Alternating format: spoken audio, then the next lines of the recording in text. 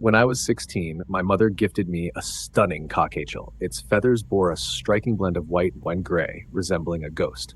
Thus, he earned the name Casper.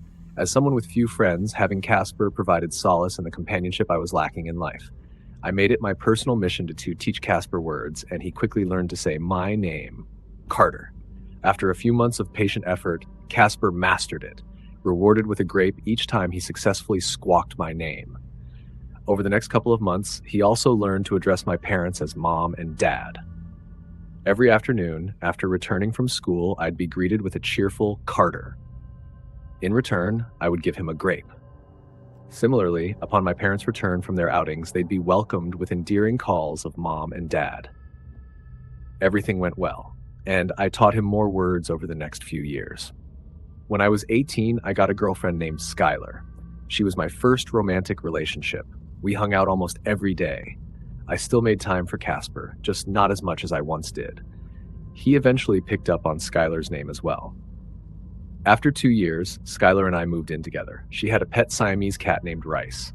Rice and Casper did not get along at all. They would fight and fuss at each other nonstop.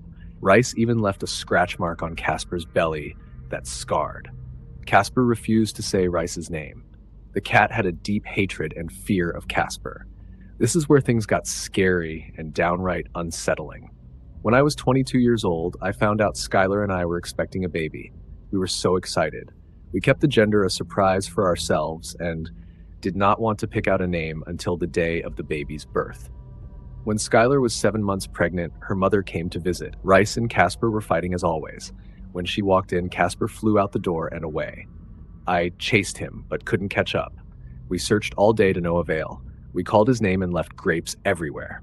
We put up posters, but no one could find him. 5 months passed, and Skylar gave birth to our beautiful baby boy, Raymond, who is now 3 months old. As we were enjoying an evening playing with our son, we heard Rice start freaking out uncontrollably by our back sliding glass door.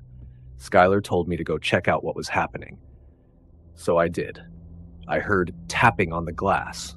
When I pulled the blind, to my amazement, it was Casper with the same stomach scar and everything. I opened the door and he flew inside and around the apartment before landing on a counter. He looked at me and said, "Carter." He looked over at my wife and said, "Skylar." He looked at Rice and screeched, then finally looked at my son and said, "Raymond." I had refused to get rid of his old cage just in case we found him one day. So after spending time with him for the rest of the evening, I put him in his cage to sleep. The rest of the night, Rice hid and cried. After we put Raymond to sleep, Skylar and I went to lay down. The next morning was the worst day of my life.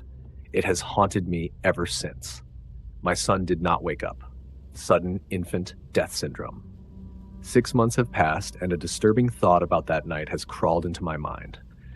This one question has kept me up for hours now, and is the reason I'm writing this.